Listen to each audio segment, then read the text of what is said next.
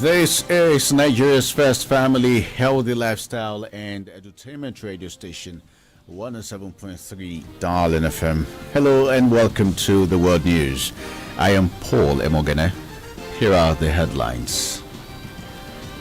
Federal government, resident doctors sign agreement to avert indefinite strike.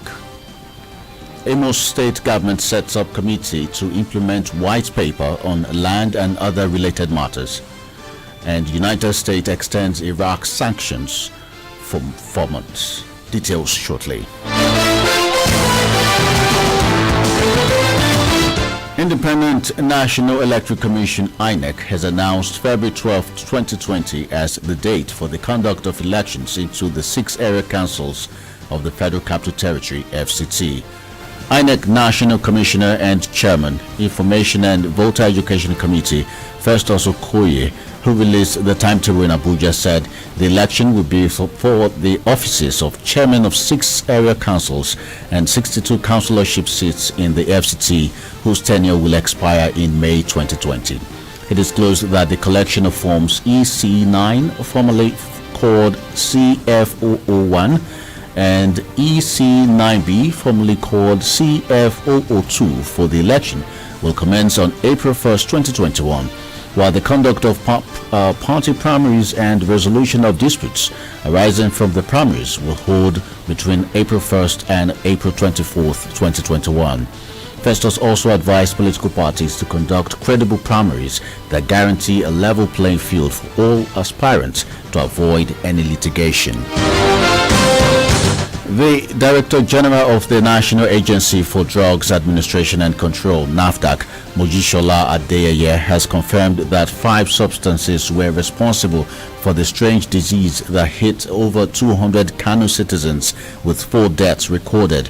Adeyeye made this known while presenting the preliminary result of the clinical test to Governor Abdullahi Ganduje at his office in Kano.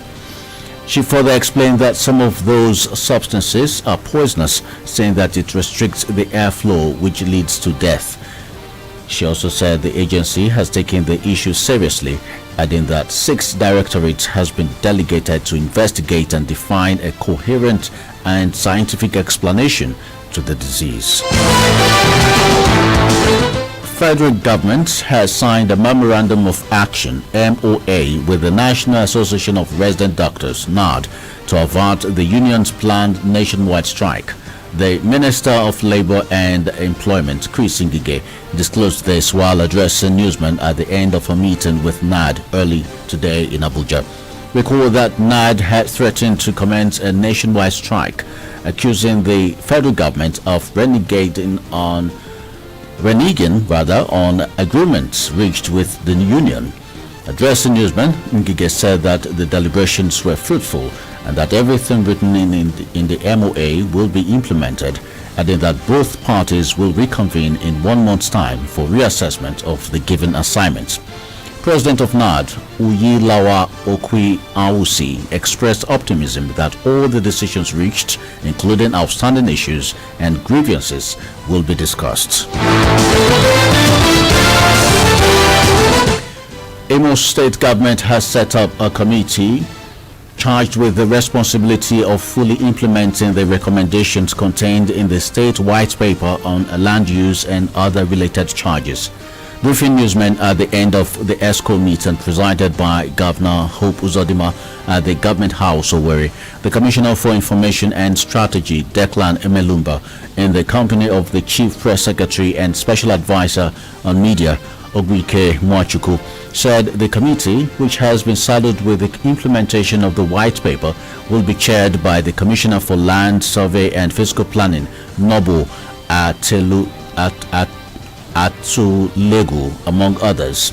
According to Emelumba, Governor Hope also made a minor cabinet reshuffling, which moved the Commissioner for Entrepreneurship and Skills Acquisition, Nobo Atulegu, to the Ministry of Land, Survey and Fiscal Planning, formerly headed by Einaya Onuigbu, who has been moved to superintend the Ministry of Power, while Ike Ume, formerly Commissioner for Power, takes over as the new Commissioner for Entrepreneurship and Skills Acquisition, adding that the change takes immediate effect.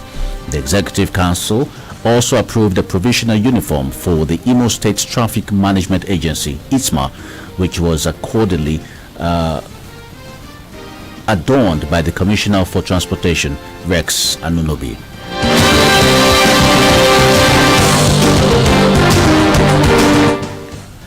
Kwara State Governor Abdulrahman Abdulrazak has appointed a 7-man white paper committee for the report of the Commission of Inquiry into disposal of state government assets. This is contained in a statement issued by the Chief Press Secretary to the Governor, Rafiu Ajakaye. Ajakaye said the Governor appointed the panel for the White Paper Committee to study and recommend a white paper for the inquiry. The Commission of Inquiry examined the sales and unlawful disposal of public property during the administration of Mohammed Lawal, Bukola Saraki and Abdul Fattah Ahmed. Ajakaye listed the members of the committee to include Husseini Buhari as the chairman and Mayaki Madu as the secretary.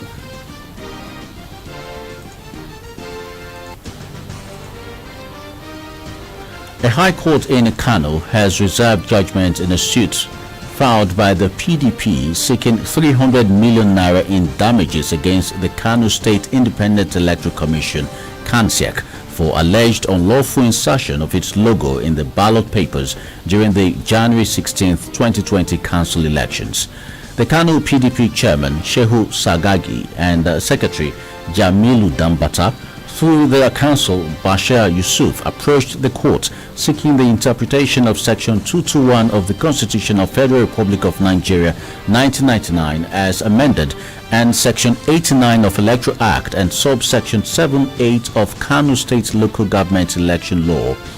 Justice Ibrahim Karaye ordered all counsel in the suit to submit the legal authorities they cited in their addresses, stating that the court will inform all parties and their counsel of the date fixed for judgment.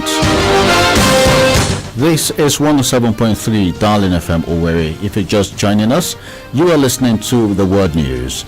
In the news, federal government, resident doctors sign agreements to avert indefinite strike.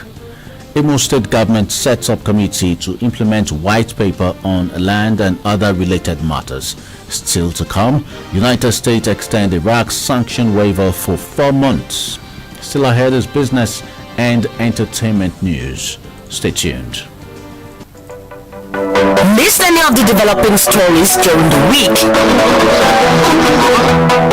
Do you want to get up to speed with the news? Tune in to the People's Radio 107.3 Darling FM at noon every Saturday for the Week in Review. The Week in Review, reminding you of the week's stories today.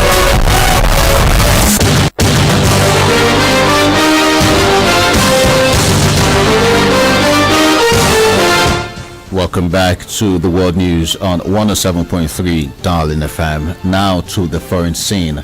United States has granted Iraq the maximum extension to a sanctions waiver, allowing it to import gas from Iran for 4 months. The unnamed Iraqi official said that the new exemption granted by the Biden administration allows Iraq to import electricity and gas from its eastern neighbor from early April until early August. The exemption period is the most prolonged period granted to Baghdad so far and the maximum period allowed under United States law. The new exemption comes ahead of the strategic dialogue between Washington and Baghdad slated for 7th April 2021. In business news, federal government will be meeting with telecommunications operators and other key stakeholders in the sector over the recent court judgment halting the government from disconnecting SIM cards not linked to national identity numbers by April 6. It was reported that a federal high court in Lagos State had barred the government from blocking SIM cards not linked to NINs in April. Officials of the Federal Ministry of Communications and Digital Economy, as well as operators in the telecommunications space, confirmed to newsmen that the government was making progress with the NIN enrollment and its linking to SIM cards. They also stated that the recent court order barring the federal government from blocking SIM cards not linked to NINs in April will be considered in a meeting that will hold before the expiration of the April 6, 2021 deadline. In entertainment, United States rapper Jay-Z has unveiled the track list for his African-themed album titled The Ascension, which will be released in a few weeks' time. The album features Olamide, Femi Kuti, Nasty C, and Sarkodie, all from Africa, while on the foreign front, The Ascension features Beyonce, Rick Ross, her, and the duo of Lighthouse Family. With the Ascension album, Jay-Z follows the footsteps of his wife, Beyonce, who in 2019 dropped Lion King, The Gift, which features Wizkid, Burna Boy, Techno, Tiwa Savage, and other African acts. And that ends the world news as produced by Uchoma Sophia Afolabi. You can reach our news desk for coverage and eyewitness report on 0818-732-5104 or send an email to darlingfmnews@gmail.com. For more information and inquiries, do visit our social media platforms on Facebook, Twitter, and Instagram at DarlingFM 1073. You can also listen to Darling FM News anywhere in the world. Go to www.darlingfm.ng and click to listen. I am Paul Emoghene. News update is at 5 p.m. Good afternoon.